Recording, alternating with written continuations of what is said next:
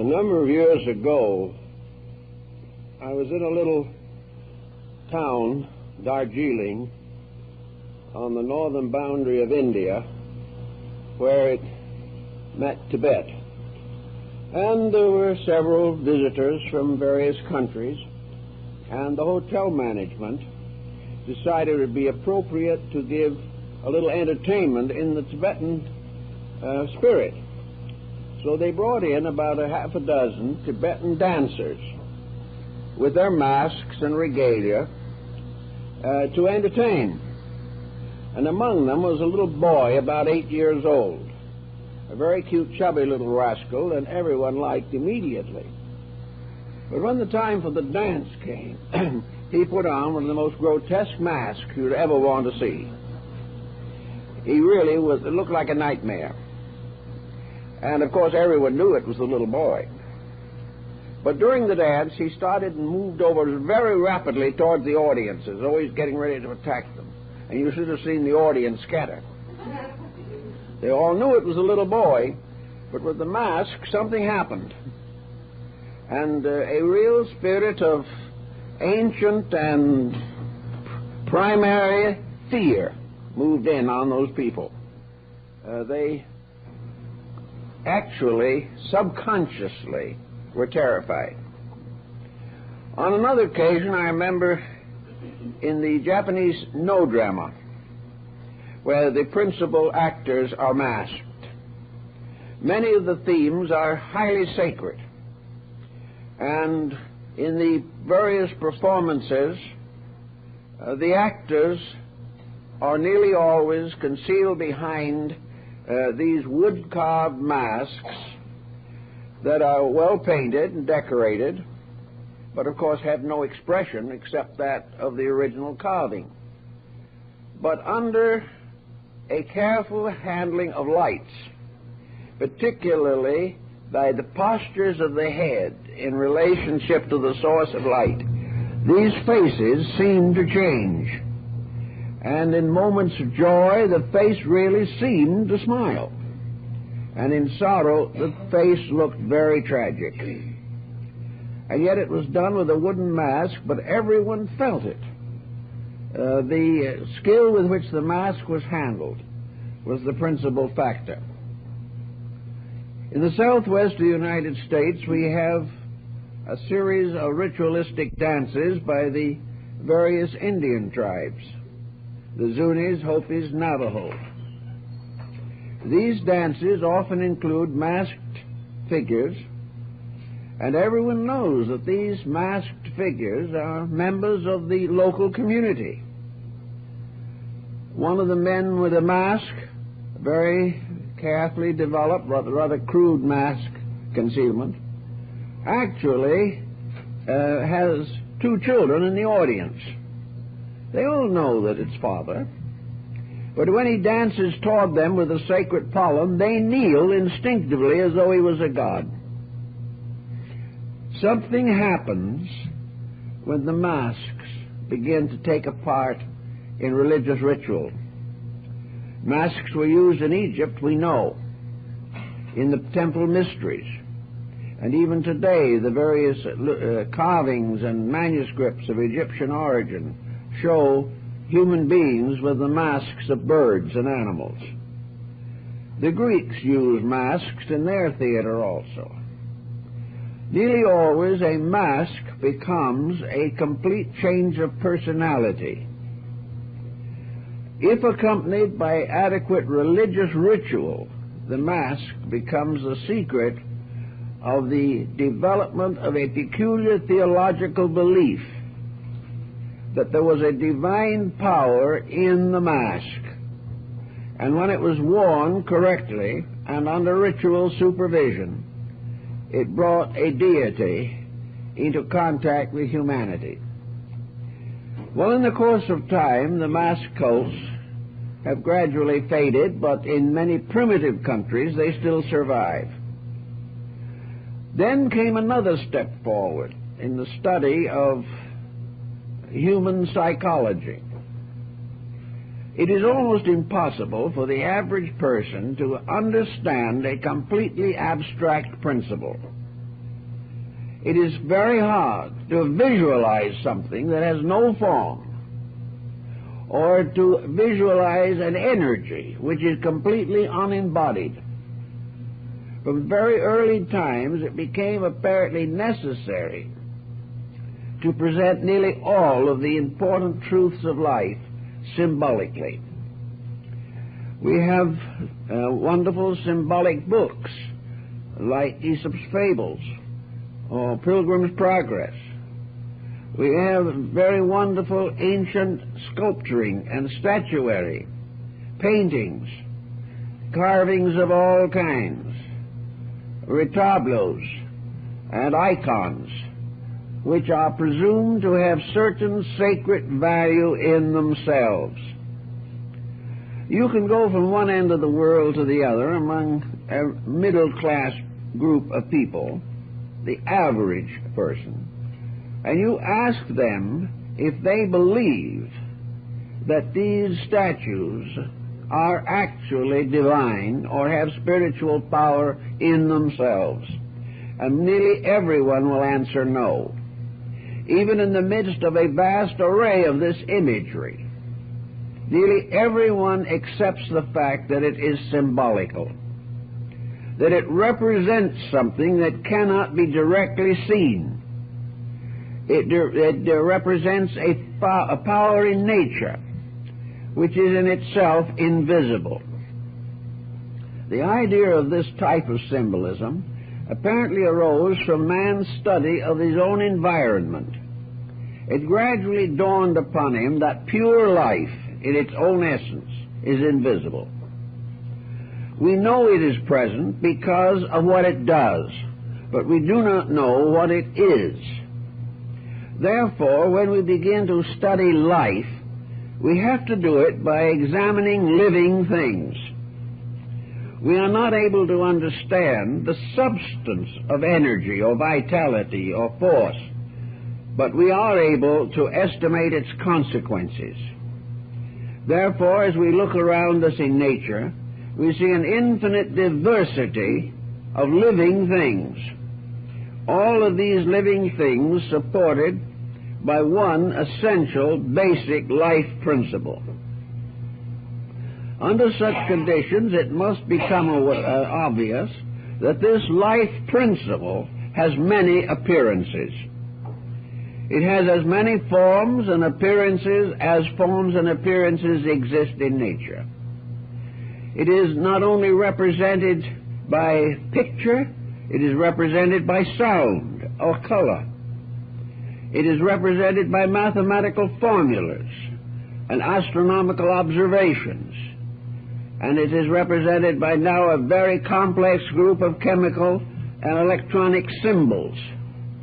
And yet underneath all of this vast array of symbolism, it is obvious that there is one invisible life principle. And this principle, separated from all living things, is almost impossible to define. The only way we can define it is to reveal it through its own works. And our ancient forebears were certain that all creation was a revelation of one principle. Therefore, in order to make a diagram or a picture of this principle, something had to be found that could be equated with everything that exists. This symbol had to be inclusive enough to reveal the utter diversity of the divine power, and yet at the same time sufficiently integrated to realize or to represent the fact that this divine power was in the ultimate one, an indivisible principle, manifesting constantly through utter diversity. It therefore seemed quite proper to select various symbols to represent this one indivisible but invisible unity at the source of existence. The Greeks had their pantheons of gods, so did the Egyptians and the Latins. The Hindus had a vast mass of celestial beings. Buddhism has its Buddhas and Bodhisattvas and Arhats. and nearly all religions and philosophies have behind the visible orders of things the concept of an invisible government, a government which controls all things, because it is by its very substance and essence in full possession of everything necessary for absolute leadership. All of this type of philosophy has gradually resulted in what we might term religious art. And this religious art is not limited to strange peoples far away. It is present in our own cathedrals and churches. Religious art is present in many private homes. Wonderful figures and representations of sacred persons or sanctified individuals are to be found in painting and in sculpturing in our own local environment. How then does it happen that we create this imagery? Artists, particularly in the early period of Gothic art in Europe, invented a complete language of symbolical attributes by means of which it would be possible to distinguish the degrees of sanctity or divinity present in the various representations that they made. Whether it is the great Michelangelo's Moses or the tremendous symbolical value of the Raphael and Rembrandt sacred paintings, it's always the same. A sacred picture to represent an invisible principle. Now, this is also the only way that we can represent the various virtues and vices of humanity. How are we going to define generosity to a person who has no understanding of the word? The only way we can understand under those conditions is through an action. And so we have the various parables and legends of Scriptures. The Good Samaritan represents this kind of generosity. The wayward son who finally comes home to his family is in the parable of the prodigal son. Well, these are word patterns created to express virtues which are common to human beings, but which cannot be communicated without some relationship to a practical action.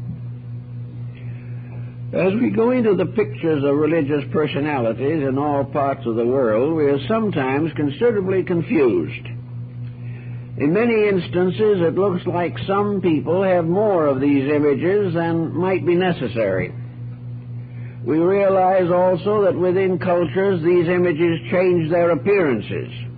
They change the materials upon which or from which they are fashioned. They develop expressions and likenesses largely tribal or racial, and therefore differing in various areas and communities.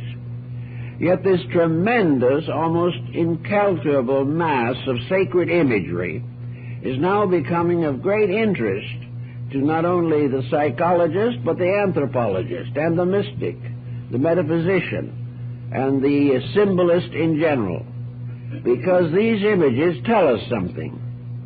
They tell us of man's eternal search for realities, and the very images which look unreal are part of this struggle to attain reality.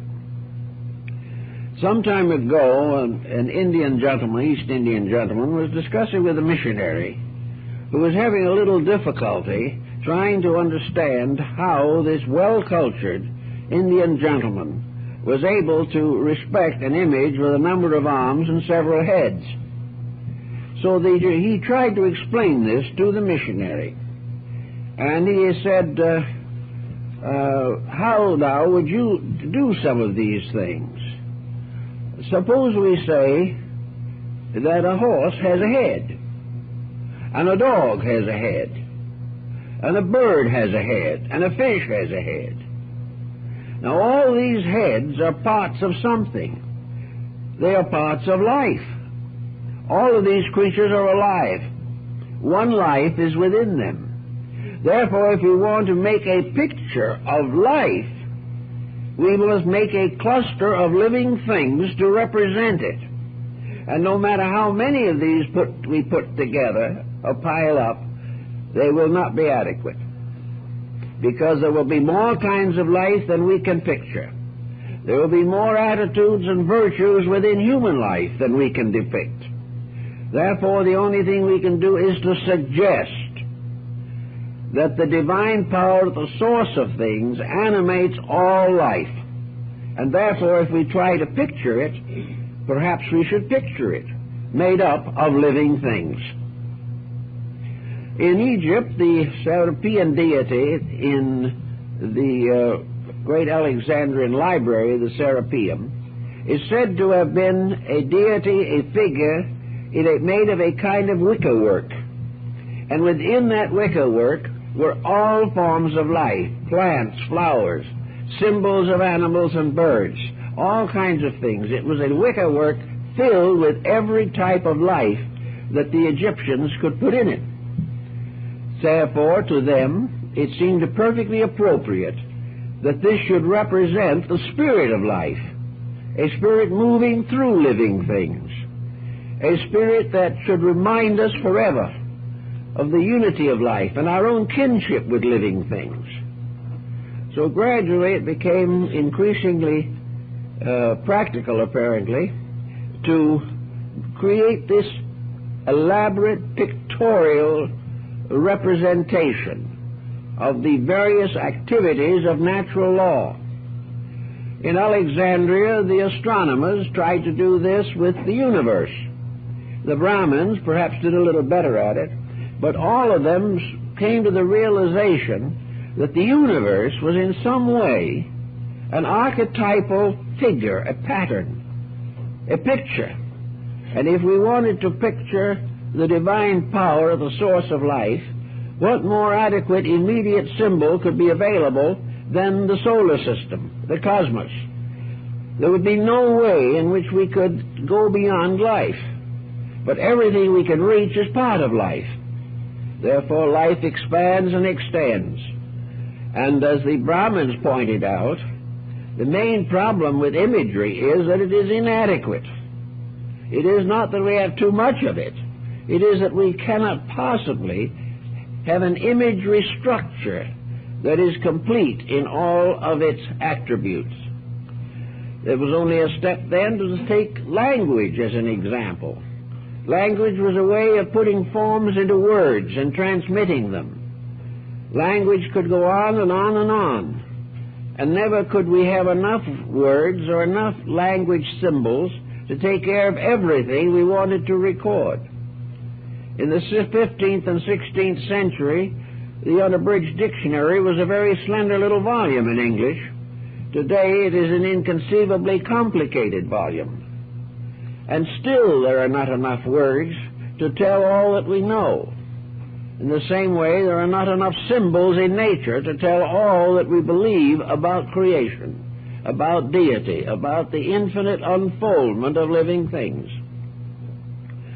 So we find in the Greek and other religions also the gradual development of mythologies.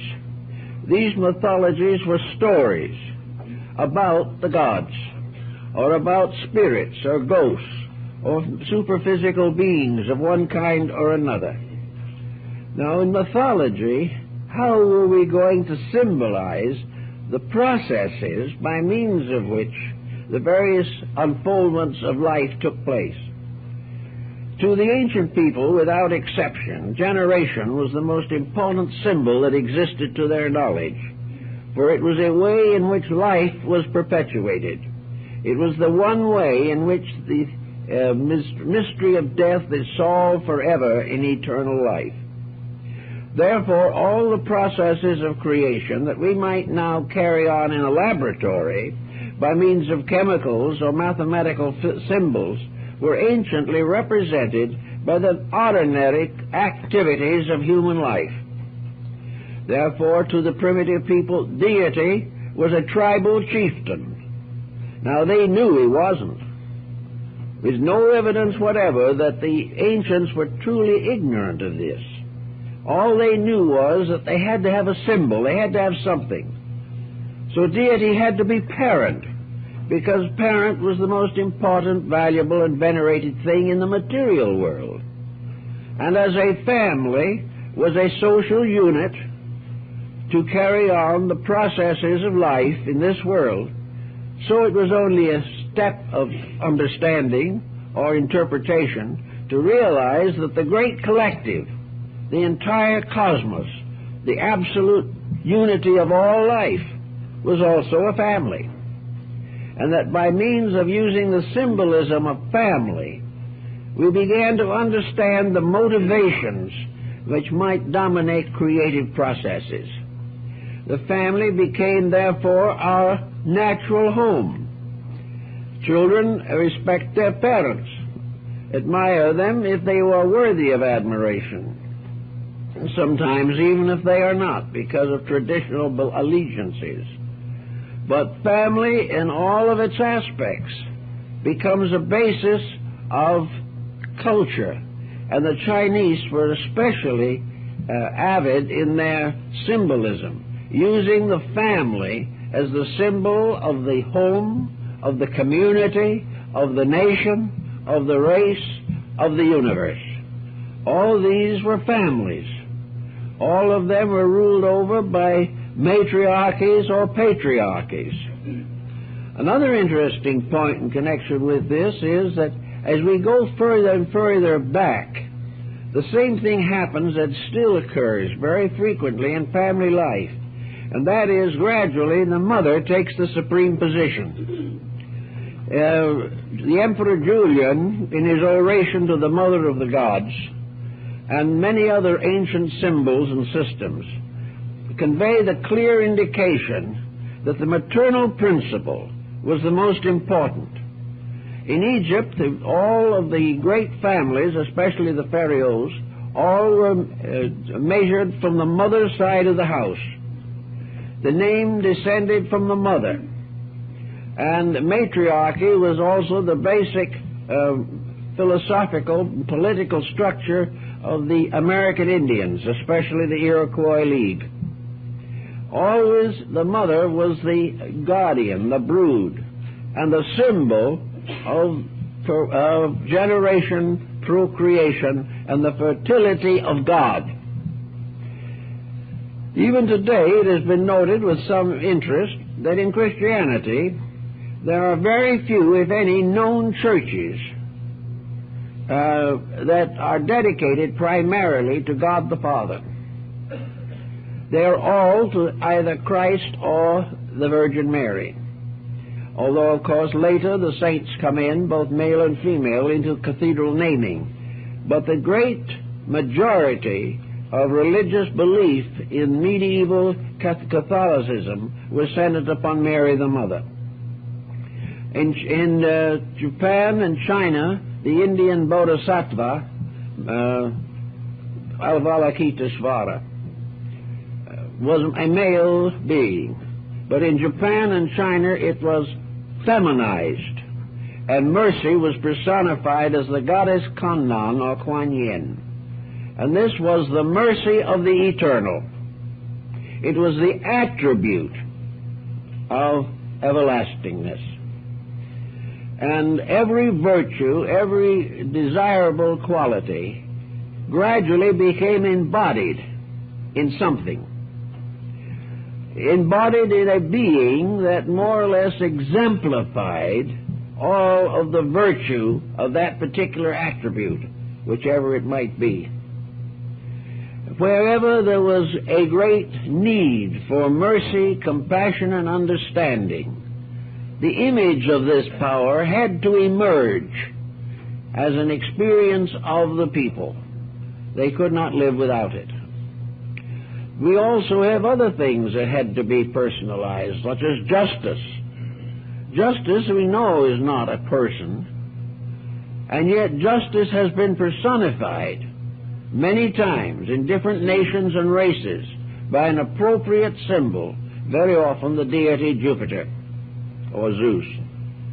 Now it so happens that from the mythology, Zeus might not have been all that justice ought to be. There are some reports to the contrary.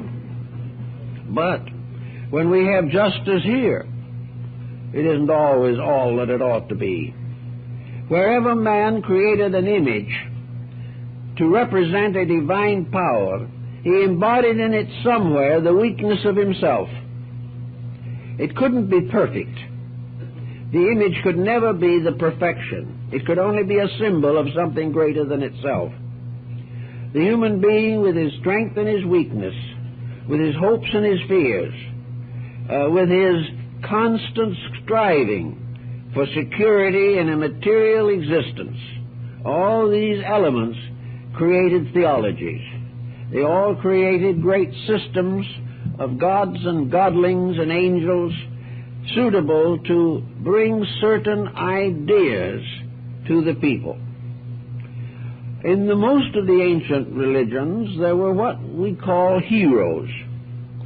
And heroes were ordinary mortals who by some virtue were lifted to an almost divine estate.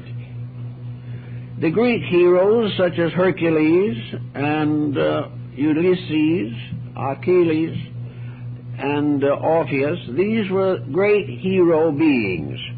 Yet they were born of the flesh.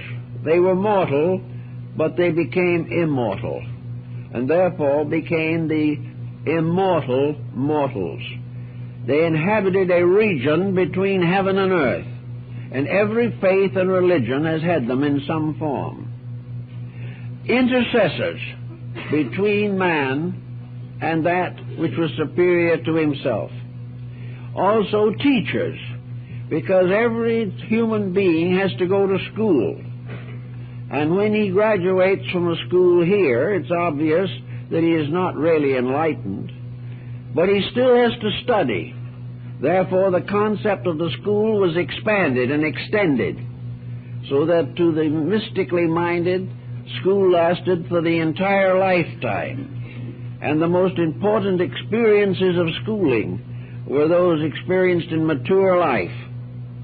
But actually, there were always teachers, always intercessors between the weak humanity and the divine power that fashioned all things. One good example of this intercession is found in Egypt. The one and only beloved son of Osiris, the god of the quick and the dead, was Horus, the hawk-headed. Not always represented with the hawk's head, however, but he was the head of the army of the sacred hawks, the Ershesti, who were to fight the last great war against evil.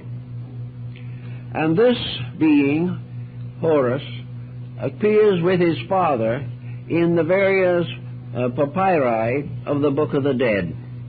This was the book or manuscript buried with those who had passed on and containing symbolically the story of the afterlife, which also became another very important system of symbolism. But in this particular case, the soul of the deceased comes into the hall of judgment to be weighed against truth. Now, it wasn't assumed that the deceased was perfect, and it was accepted, however, that certain imperfections were inevitable, but in the main and large, he must have kept the rules of human decency. He must have been honorable and honest. He must be able to recite the negative confession of faith without lying, exaggerating, or misrepresenting, because he was doing this in the presence of the jury. And our jury system is first seen on the Egyptian monuments and has continued to the present time, with the judge in our system representing Osiris.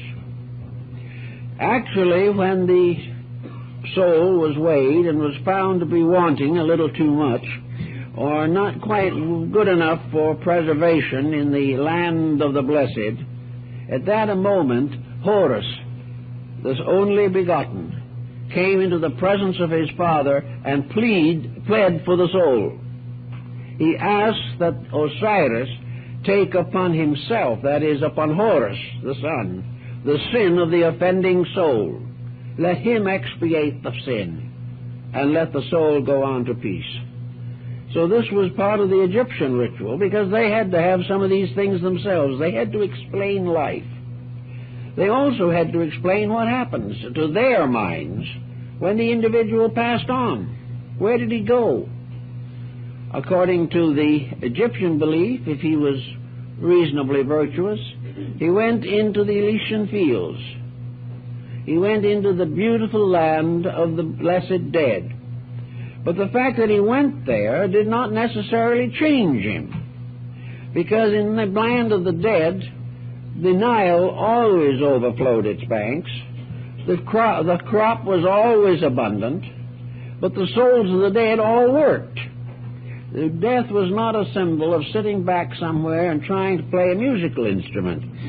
Death was to live in a world as beautiful as Egypt, but ruled by divine law, so that there could be no sin and no crime. And every individual had the right to earn his own way and have the security that he had earned, and nothing and no one could take it from him. So according to what he was, he went on to the fields of the blessed. And there's a story of the banker who, after a day, was an honest banker. He did very well. He passed the examination and went on to the afterlife. But he was a banker, and of course, there's no banking over there. So he did what was happening was very simple. After all, whether you're a banker or a farmer or anything else is all in yourself. You are what you believe you are. Therefore, this man believed he was a banker. And this, as a result of this believing, he found himself in the other world, seated comfortably at a table with his scales and everything in front of him, making money, changing currency, doing all the services of banking, and going on and enjoying life until it came time for him to come back again into embodiment. As an honest man, he became a happy banker, because that's what he wanted to be. The priest wanted to be a better priest. The philosopher wanted to be a greater philosopher. But each life and each embodiment and each attainment was according to the need and to the acceptances of the person. The more advanced the individual was, the more lofty the afterlife. But where it was very simple, it could still be very beautiful. And the Egyptians figured that the farmer had just as good a heaven and just as much happiness as the greatest priest. Each was in the condition that fulfilled its own needs. And these needs, as they grew and expanded through time, were fulfilled by right conduct. So all this symbolism is found carved on the temple walls, found in the ancient manuscripts, and in the records that have descended from scholars who lived in those days. Thus we have all kinds of symbols. We have everything that is necessary to some way make life significant to the person. Today we have a great belief and a great need of believing in integrities that are more important than the mistakes that we make every day. But in the course of time, something has happened that is a little unfortunate, I think, because others may disagree with me. I think it's a misfortune that we have lost this world of fairy tales, this world of symbols, this marvelous, adventurous realm in which virtue does survive and does succeed, and those who live well live happily ever after. This world was part of something that was a deeper believing than we have today, and probably came nearer to believing true than the beliefs that we do cherish in our modern society. There seems to be a lack of the love of beauty, of the recognition of the divine warmth of existence. We have become so interested in laws, so interested in processes, so much concerned with computerizations, that we have forgotten the beauty, the dignity of a universe of gentle, constructive emotions, a universe in which love and friendship and understanding, security, mutual helpfulness were the great ideas and the great ideals. Now, where you had a mystical theology, it was easy to sustain those concepts, even though some, of course, always disobeyed them. But the general group of persons lived hopefully and lived with a full understanding that somewhere in space there was an orderliness which would protect and preserve them. Their belief in God made them sharers in a divinely guided world, a universe of eternal benevolence. As we gradually lost track of this, as the gods seemed to retire to their distant Olympian thrones, and the world was left open to politicians and economists and industrialists, something went wrong. The wonderful overtones were lost and are now generally regarded as superstitions. It is considered now a superstition to believe in the presence of this eternally divine power. And yet, if we look out at life and get a little ways off from our own narrow particulars with which we are concerned, this universe of beauty, this universe of love and friendship, this universe of life does still exist. It is everywhere. Every natural process that makes up the vast pageantry of existence is essentially a beautiful process. It is meritorious, it is gentle, it is kind. And all the mistakes that we make some way get cleared up. We do solve the problems, we do go on, and most persons do dream of life to come and of better conditions than they know now. All of this was a heritage from the past. It was all believed, and people lived according to it. Today, your anthropologist will say that they were very childish, and yet maybe they were childish. But Jesus said of children that of them is the kingdom of God. And the same thought occurs in the writings of Chinese philosophers, especially Mencius and Lao Tzu. The child heart is the thing we have lost. And we've lost with it the fairy tale and the legend. We've lost Hans Christian Andersen and the Brothers Grimm. We have lost a world of fantasy, which unfortunately faded away but has never actually been disproved. That there might be beauty that we don't recognize, that there may be love that we don't know how to experience. These things are there, but we have gradually lost contact with them. I remember Burbank told me one afternoon in Santa Rosa, he said, you think you've got 5 senses, and that you're pretty smart because you have them. And I'm convinced that from my own researches, that animals and plants have more than 20 sensory perceptions, more than we have, but not focused in the same level as ours. They have the worlds of their own, and in those worlds, laws that are beautiful and kind and good are operating. We may not be able to understand them, and our treatment of these various creatures does not show understanding in many instances, but that all forms of life have hope, have some internal power within themselves. Burbank used to talk to his plants, and they did what he wanted them to. They sent students from the universities up to Santa Rosa, and they did everything that Burbank did, but they wouldn't bother to talk to the plants, and theirs died. The only one, apparently, who was ever able to really carry it on successfully was an old Chinese gardener that Burbank had. The Chinese gardener got down on his knees and had heart-to-heart talks with the calla lily, and it did what he wanted it to do. But all the high specialized students with great knowledges of botany and horticulture got nowhere. And the world of make-believe, so-called, is very largely a world of love, a world in which things are more beautiful than we thought they were, a world in which something very warm and very close and very divine is near us at all times. And our ancient forebears were really almost able to see these things.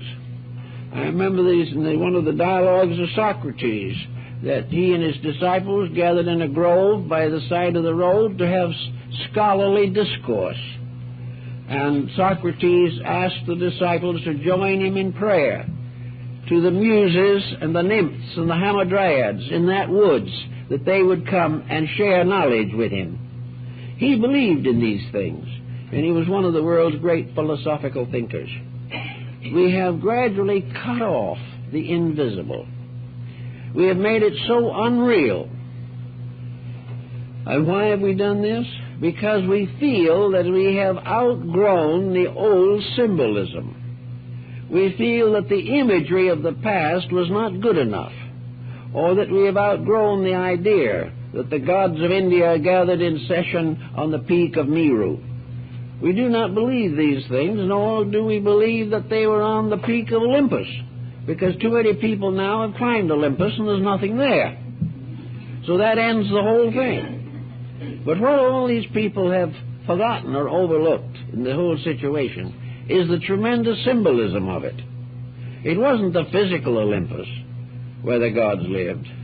It was a symbol of a superior or higher state of consciousness, something that rose like a majestic mountain peak with snow and glaciers, something on which the light of the sun shone in many colors. There was a symbolic mountain, a mysterious place somewhere, the axle of the world, where divinity dwelt.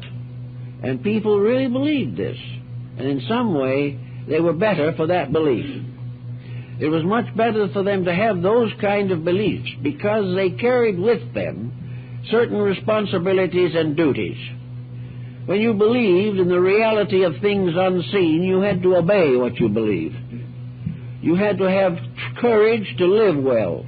If there were gods, you had to so abide with your neighbor that these gods would not punish you, but would reward you with proper abundance and security.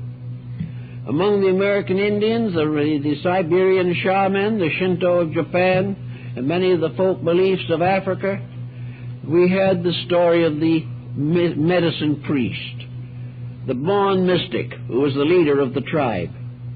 In almost all ancient communities, the mystics were the leaders because they were the ones that could speak with the gods. They were the Irish mystics that were able to go into the world of the fairy people, under the earth, and would carry messages back and forth. Among the Hopis, the snake people carry the messages of man to the earth mother, and the thunderbird raises the messages to the sky father. All these things are legends, but they stand for something. They stand for thoughtfulness, for some kind of inner experience of communion.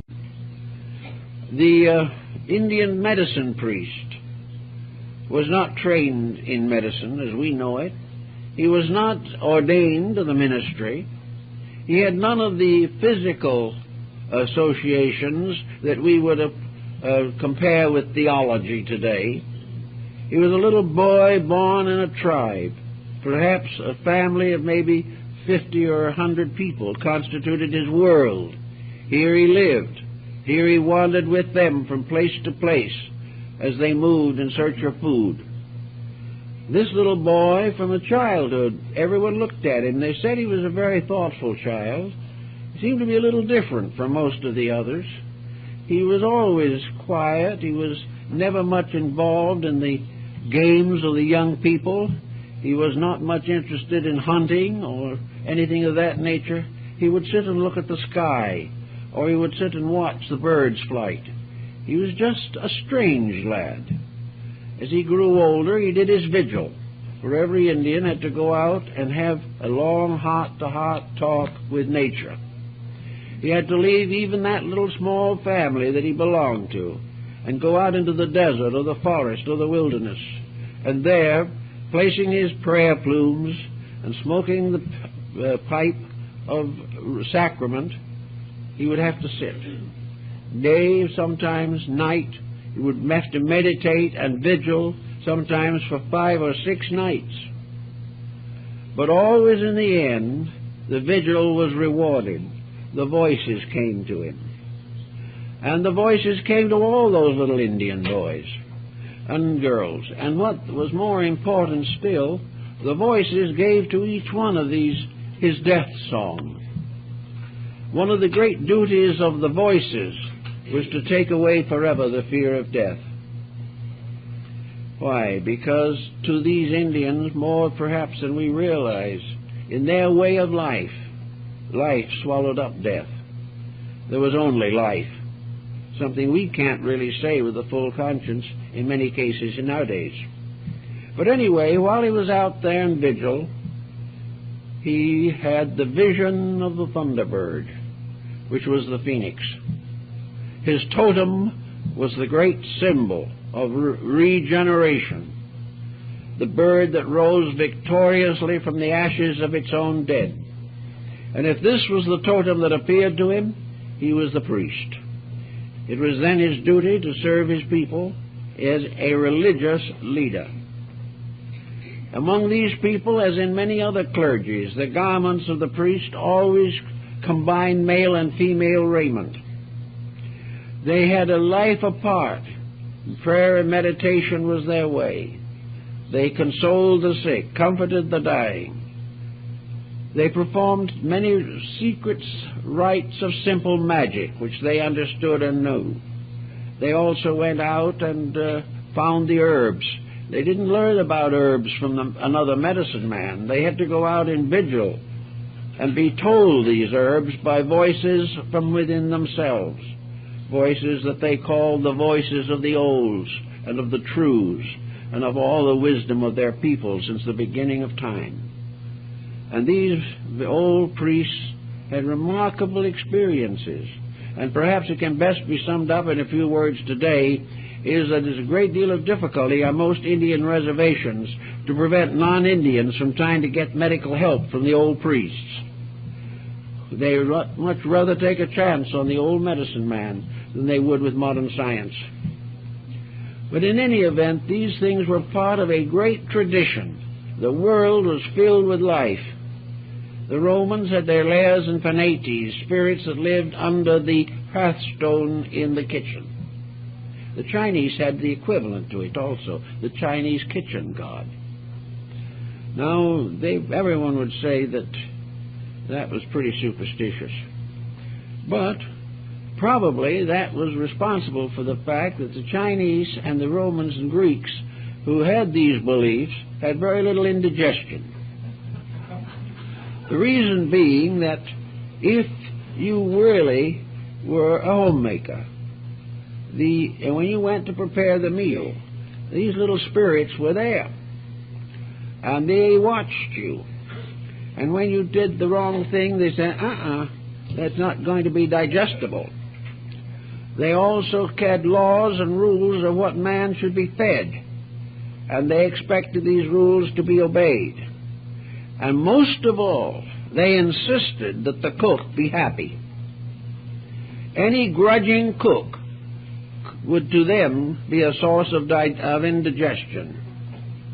If you weren't happy, if you didn't sing doing these things, which are the simple acts of life, then everybody was sick or suffered, and the food was tainted by the attitude of the cook.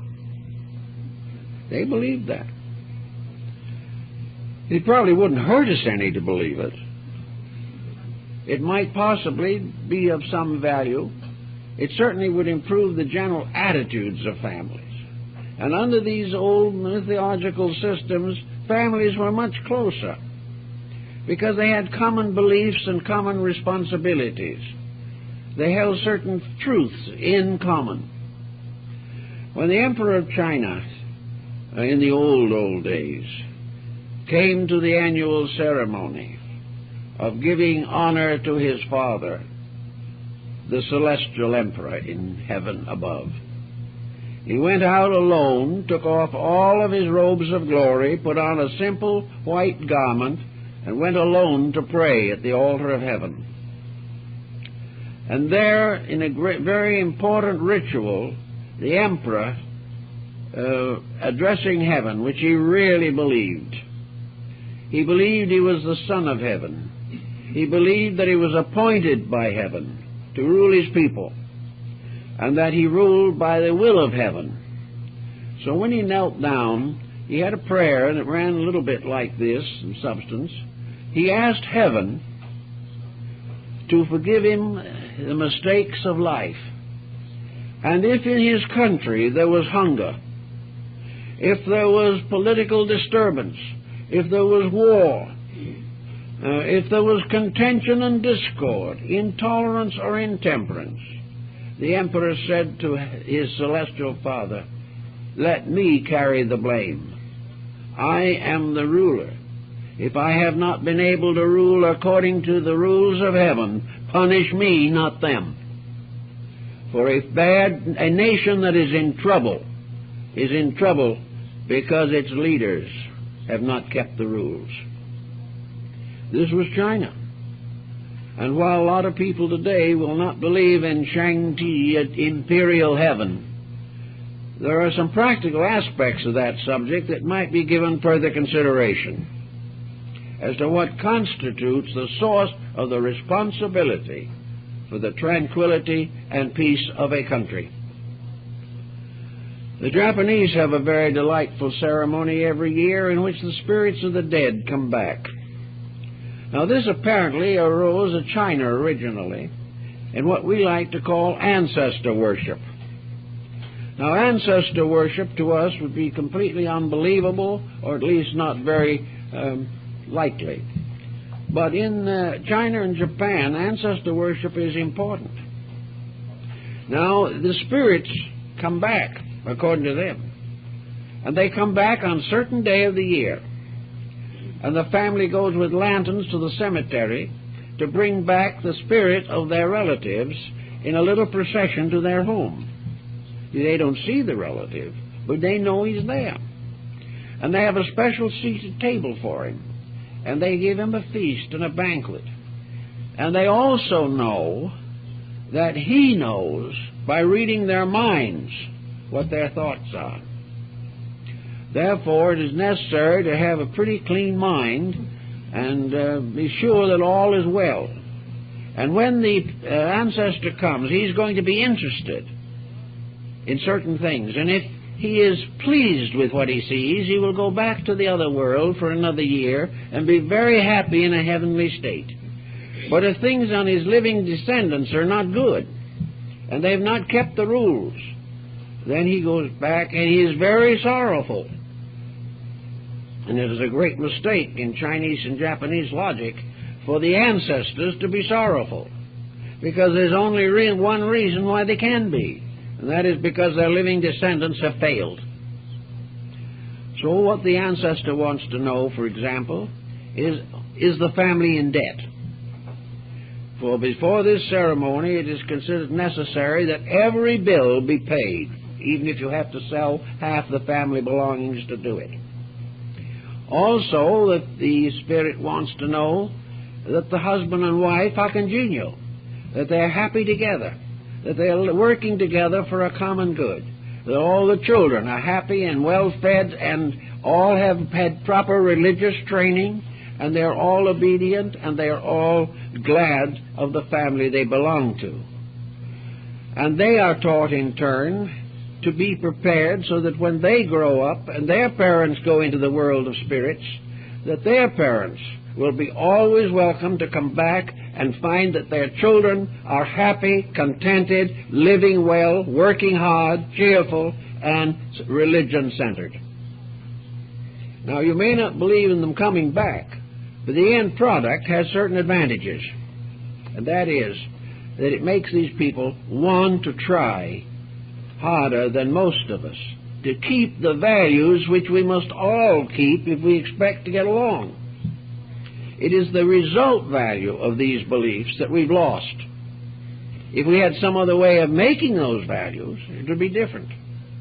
But when we took all of the gods out of the heavens, when we took all of the spirits out of the forests and of the lakes and the mountains, when we began to think in terms only of our own personal advantages in this world and forgot there was any other until too late, under those conditions we have sacrificed some beautiful superstitions to get a group of new, unpleasant superstitions which are just as unprovable. There is no way in which we can prove that there are not celestial beings, There is no way we can say that all the inhabitants of nature are visible to us, because we have a very limited visual field. We would have to deny many experiences that we accept without question. And yet, in a mysterious way, we have lost the fantasy. We've lost the charm and beauty and wonder of the life of these older people. A life in which there was much more individual integrity, even though there were many times of great trouble. But out of this also came another thought that has supported a better way of life than we have at the moment. And that is that the ancients who had these beliefs actually had what they believed to be irrefutable evidence that these beliefs were true. They realized what we find out in a different way. But they realized even in their time that the individual who violently breaks the rules of life nearly always suffers, and probably always suffers, although perhaps sometimes we are not present to see the suffering. That those who have not love and beauty and truth in their hearts are sick.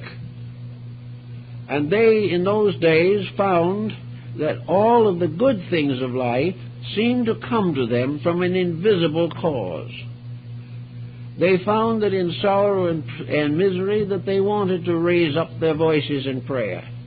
We still pray, because some way we know that beyond our unbelief there is a greater believing that is true. Now, we don't have to go back again to the superstitions of the past, but we do need to deepen our own believing. We need to have a greater resource in personal internal insights. Today, things are breaking more or less in that direction. More and more now, the importance of the unseen is regaining its domination in life. More and more, we are beginning to realize that we cannot live by bread alone, especially white bread.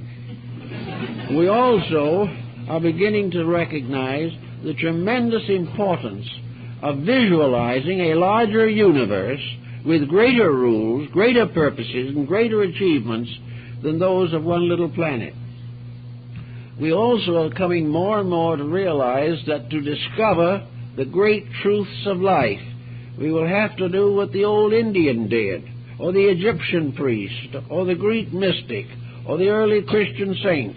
We have to commune with life itself. We have to be still and know if we want to know what the rules are. We cannot simply take these rules from each other. We've got to search inside of ourselves for the source of these rules. We've got to make peace with our own inner lives, and we cannot do this without a recognition of a divine presence available to us at all times. So gradually there is a return of the mystics. There is a return of the belief in the sages and the saints of old. There is a greater need for the recognition that the processes of nature are not merely automatic. The Greeks believed that flowers and trees were taken care of by little elemental spirits who guarded them and guided their destinies, that everything that lives has a protector, and everything that lives must in its own turn protect something else. Man, being a comparatively advanced creature, has many things it must protect. He must gain the wisdom and the will to be the good gardener in his planet. He must also be the kindly guardian and custodian of other forms of life less than his own. At the same time that he is serving, he is then earning the right to enjoy an intercession of power greater than his own. His religion must be based upon service. As he serves others, so he is served. As he brings joy to the life about him, a greater power brings joy and contentment to him. Everywhere in life there seems to be an intelligence working within each of us. And then long ago, someone came upon the very important realization that this divine power has its seat in us, that there is a tremendous divinity locked within each of us, and the face of that divinity is visible in our face. Actually, God has as many appearances as there are creatures, and the deities are all of them embodied within forms and work through these forms into manifestation. Through meditation upon the archetypal forms of these principles, we slowly transform the universe. It is no longer just a mass of laws and chemicals and processes. The universe suddenly becomes what one of the Buddhist priests that I knew called it, the Great Commune. The universe is one vast culture. It is one tremendous world. It is a cosmic, universal democracy. The universe presents equal opportunity for all and special privilege for none. This great commune has as its ultimate the gradual manifestation of its purpose and pattern in every structure that man himself builds. Architecture, according to the Vitruvian canons, was a human representation of the laws of life as they relate to stress and pressure and harmony of form and materials. Therefore, the building was a symbol of an invisible building composed of the eternal principles of mathematics and science. In the same way, everything that we construct, everything that we build in our own minds and hearts is based upon great archetypal forms that exist forever in nature. And all these archetypes are alive. They are not just dead things. There is nothing dead. Even the belief in death cannot kill us, because there is something that is inside of us always. And this thing that is inside of us symbolizes itself outward into various forms and manifestations. The Greek heroes represented those who had by internal achievement transcended humanity. They were still of the human family, but they had earned a conscious participation in the divine light. They were children of God who had discovered their heritage and were therefore chosen to perform the works of God. We call them saints.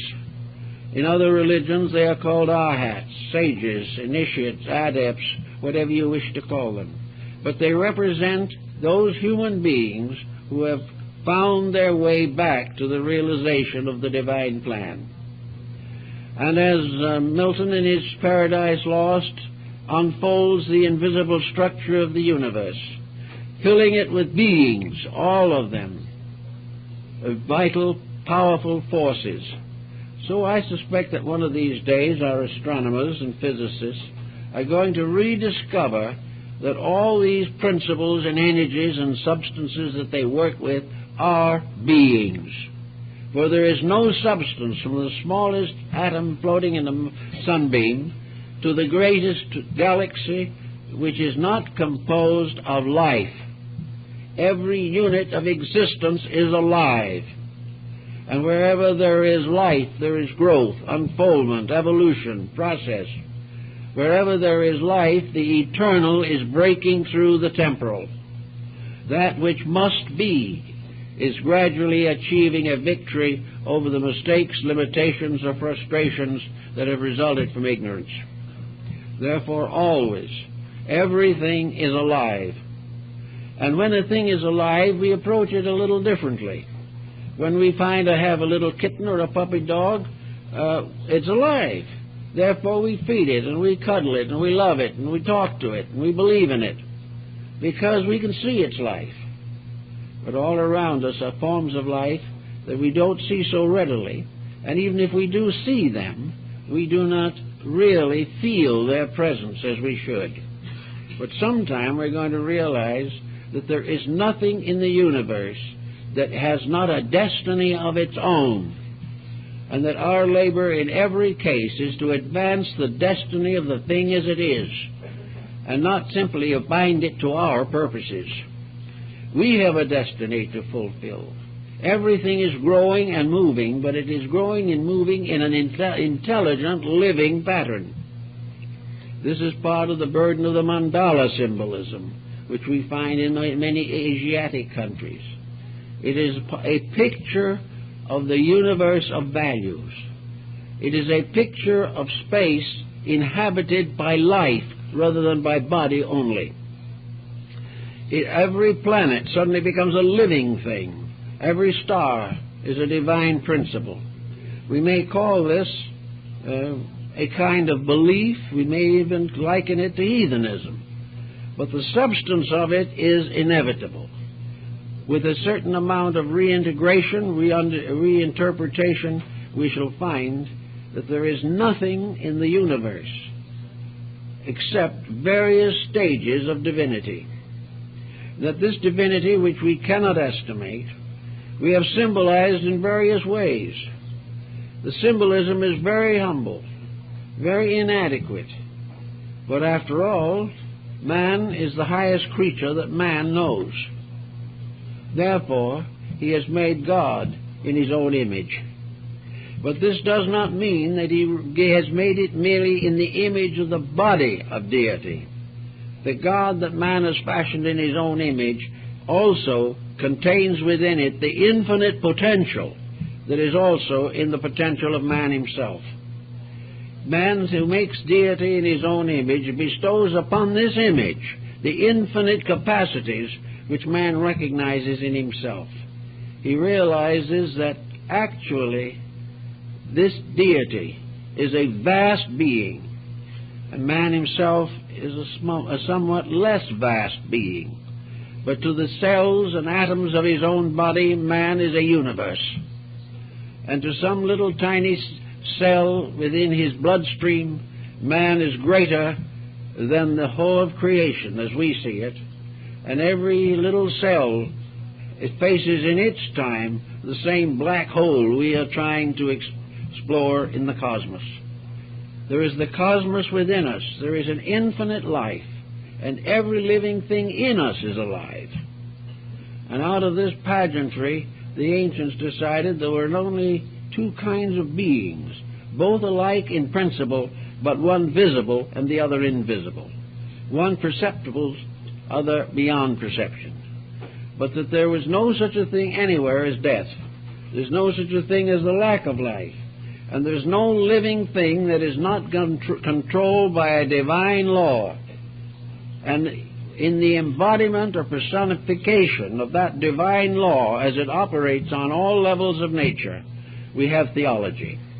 And this mystery of all the deities is nothing more or less than man giving a being to a principle which operates. Man has made a deity out of a reality which is invisible. But this reality he knows from daily living he shares in. He knows that he is alive. He knows that the greatest mystery of all is his own existence, and that this existence is impossible unless behind the visible form of things is a vast invisible causal pattern, the archetype of everything that is visible. And wherever the human being has created a picture of this archetype, he has made it up of beings which become, in a sense, the personifications of processes. He makes them into beings because he has discovered in himself that processes are intelligent. The ray of the sun has not only its warmth, but its wisdom. And every drop of water in the ocean is not only wet, but is composed of an infinite solicitude for life. All living things of every condition have moral purposes. All forces operate morally, and they are not immoral unless man attempts to dispose of them maliciously. Where the individual wishes to misuse a force, that force turns upon him. The force is never bad, but the force will correct the errors of the wayward. So there is only one thing to really understand, and that is that we live in the visible half, in the visible hemisphere of a great unity of life. We live in something that is ever living, ever loving, ever kind, ever helpful, ever searching to make us better, ever contributing to the happiness which we all desire. And between us and this realization is a small material personality, a series of customs based upon misinformation and misinstruction, by means of which we have closed off the reality of the greater part of the universe in which we live. We have cut everything down to our own level. We have taken away from ourselves all the overtones. And the moment you take the overtones from music, you destroy the music. The most important part of life is the part we do not see, but we constantly experience. We feel it, we sense it, we know it exists. And it is this over-existence that justifies our mortal existence. And in art particularly we see this. But we observe with great tribulation, so to say, the way in which we've gradually closed out that which we did not want to understand. We have tried to prove conclusively that existence is an amoral state. We want to believe that there are no integrities that can interfere with an individual doing what he pleases. We want to have the feeling that we are not disobeying anything because there is nothing to disobey. We want to live as we please. We want to advance the various causes without interference. And little by little, these materialistic instincts and appetites are getting us deeper and deeper into trouble. Now, if at the end of the era of superstition, we came into a wonderful scientific enlightenment and everything has been better ever since, we might pause for a moment. But I think it is well to realize that as our idealism failed in our procedures of life, our materialism has moved us from one disaster into another. In the last 100 years of human civilization, while it has had the greatest materialistic enlightenment and has been preaching its code of materialism industriously, that this last 100 years is probably one of the most difficult and tragic the world has ever known. We have had many times before that were not good, but we have never before had the combination of the wisdom and experience that we now potentially possess and find ourselves using it as badly as we are using it today. So all of the advancements of science and education have not, generally speaking, protected the human being from his own mistakes. There's only one way in which he can be protected, and that is he's got to protect himself. And he's got to protect himself by not making the mistakes. Because it's as in the case of health. An individual who is disobedient to the laws of health long enough finally reaches the point where his condition is incurable. So it is not possible for us to continue without ultimately getting into serious trouble. We need desperately to remember the living universe and our responsibility to it. We do not have to worship the deity on the ceiling of the Sistine Chapel in Rome that is throwing out the sun in front and the moon behind. No one really believed in that. No one believed that God was an old gentleman. But everyone believed that the principle of wisdom, the sage, the great thinker, the grandfather, the wise one of old, they went to find the nearest thing they could use to picture something that they could not picture in its fullness. So deity became parent, and parent became like father or mother, and became a basis of an artistry with these interpretations. The Hindus do not believe that God has many arms and many heads in our sense of the word, but they do believe that every head in the world is part of the divine head, and every arm is one of the divine arms. Every living thing is part of an abstract divinity that is the fullness of all things. To get some of this back a little bit and get back to the idea that we live in a family rather than an institution. We more or less institutionalized human society. We are living in a combination of a technical laboratory and a reform school. We are being guarded against our own mistakes by the people who are responsible for making most of the mistakes. This is not what it is. We are not born to live in a laboratory. We are not born to live in a constant condition of punishment or retribution or anxiety. We are here to live together as a visible part of the great unity of life. The unity of life which is the whole world, the whole universe, and every part of it is alive. And every part of it is something we can reach. One of the mysteries of prayer that has been a problem for a long, long time is how God listens to all the prayers. Well, the answer is that there is a God in the person who is praying, and that is available to him at all times. It is the divine part of himself with which he must form an occasional union. He must experience the presence of a power greater than his objective personality. And the pure power of life within himself is one with the life of all that exists, the divine power infinitely diversified. Gradually building in a little of this romantic tissue into our way of life, the gradual recognition that there are wonderful stories that are going to come true, and that the time is going to come when idealism is going to help everyone to live happily ever after.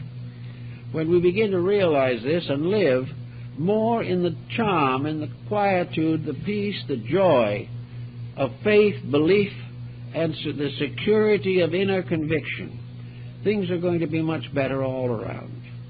We have gained a little something of intellectual brittleness by our present course of procedure. But we've lost the power to love in a simple, honest way. We have lost that power of love which makes us wish to give of our love. In the Canticles of Solomon the King, the Song of Solomon, the king, the wise king, describes love in three ways. First of all, he says in the opening part of the Canticles, "My beloved is mine." About halfway through the book, he says, "My beloved is mine, and I am my beloved's."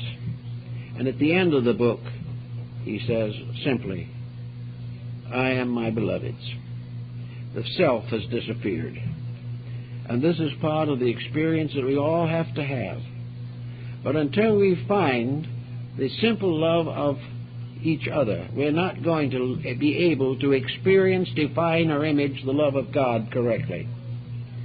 Until we experience all these better virtues within ourselves, we're going to live in a universe with a blank sky above us, filled with stars that we hope to conquer someday. But when we conquer them, we will still be born, we will suffer, and we will die. Because this is not the way it was intended to be. Instead of that, we've got to restore the intangible world of beauty within ourselves. We've got to have our own legends and our own lore, our own mysteries. We're going to have our own fantasies, our own great music, great poetry, great artistry. We must restore these values, or the lack of them will lock us forever in a materiality that has no existence except in ourselves. But we must release ourselves into the larger world, which is practically populated with nothing but deities, because every principle is there. Everything is great. And sometime we're going to reach up there and realize that among the deities which will exist in the world that was fashioned for it is humanity itself. We are of the gods. We are part of the gods. And it is our privilege and our duty to claim our heritage through right conduct. Only in this way and in these manners can we understand the symbolism. But it is a valid symbolism. It is a wonderful thing to realize that the ancients were wise enough to make everything alive, and that we have been foolish enough to believe that we could kill anything. The only thing that we can really destroy, even temporarily, is our own hope. And we have done that long enough. So in the spirit of the highest aspect of spiritual conviction, we must not only restore the kingdom of heaven, but we must also restore the garden of earth, which we were supposed to take care of, and to make a beautiful place for all human beings to live. And when we do that, according to the promise, then the Lord will be with us in the cool of the evening, and we shall know the whole mystery of life. It's a problem of fantasy, perhaps, but fantasy that is stronger than life or death, fantasy that is eternal. Well, I guess that's all for this time, folks.